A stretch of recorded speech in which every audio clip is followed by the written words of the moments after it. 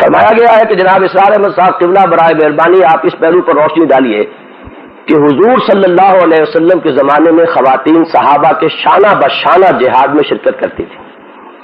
اس بات کو آپ موجودہ زمانے کے لحاظ سے کس طرح کو ریلیٹ کریں گے؟ ہمیں اس ضروری کنفیوژن کو دور کیجیے. اصل میں یہ شانہ بشانہ کا لفظ جو ہے یہ تو در حقیقت ہمارے ضیاء الحق صاحب کی پیداوار ہے. اس سے پہلے تو یہ لفظ ہی ہم نے نہیں سنا. اور سیرت النبی میں تو واقعہ یہ ہے کہ اس کا سرے سے وجود ہی نہیں. صرف غزوہ احد میں کچھ خواتین نے زخمیوں کی مرہم پٹی کی.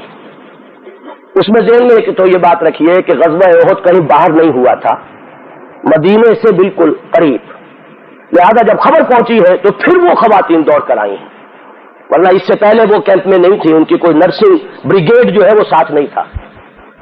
نمبر 2 یہ کہ اس وقت تک حجاب کا حکم نہیں آیا تھا. عین ممکن ہے کہ اس وقت کچھ لوگوں نے شراب بھی پی ہوئی ہو، اس لیے کہ شراب کی حرمت کا حکم نہیں آیا تھا، وہ بعد میں آیا.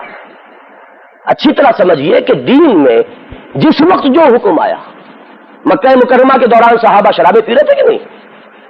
جب حرمت کا حکم نہیں آیا تو پی رہے تھے. تو یہ بات جان لیجئے کہ جو حکم جب آیا، یہ حکم آیا ہے غزوہ سورہ احزاب میں جو سن 5 میں نازل ہو رہی ہے، اور غزوہ احد سن 3 میں ہوا.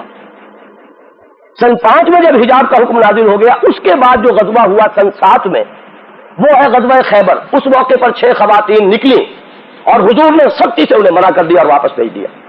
یہ حدیث کیوں نہیں آپ کے سامنے آتی؟ تو اصل میں ایک مسلمان عورت کا یہ جان لیجئے، میں نے ابھی عرض کیا تھا کہ انہیں ٹرین کیا جائے، اس میں کوئی حرج نہیں ہے. آپ کے باپردہ کالجز ہیں، وہاں پہ آپ انہیں ٹرین کیجئے. کسی وقت موقع آ سکتا ہے کہ اسٹریٹ فائٹنگ ہو، ہمیں ایک ایک گھر میں مورچہ بنانا پڑے، ہماری خواتین اگر اس وقت کام کریں گے تو بالکل غلط نہیں، صحیح ہوگا. لیکن یہ ہے کہ اس کو اس نہج سے دلیل بنا کر اور بالکل شانہ بشانہ زندگی کے ہر شعبے میں اور ہر گوشے میں عورت کا حصہ لینا جو ہے یہ قطعاً اس دلیل سے ثابت نہیں، جیسا کہ میں نے آپ سے عرض کیا کہ خواتین کو بھیجا حضور نے واپس کہ تمہارا اس میں کوئی کام نہیں. البتہ یہ ہے کہ ایک مسلمان عورت دین کے لیے کام کر سکتی ہے. سب سے پہلا کام اس کا یہ ہے کہ جو اس کا اپنا دائرہ کار ہے اس میں وہ اسلام پر عمل پیرا ہو، قریب ترین عزیزوں کو اسلام کی دعوت پہنچائے، اپنی اولاد کو ان میں خالد بنا کر اٹھائے. ان میں اگر شخصیتیں پیدا کرے گی تو وہ ہے کہ جو اگلی نسل کے لیے کام کر رہی ہے. اپنے شوہر کو اگر وہ دین کے لیے کام کر رہا ہے اس کے لیے سیکریفائس کرے، اپنا وقت جو ہے اس میں سے بھی اس کو اجازت دے کہ وہ دین کے لیے کام کرے.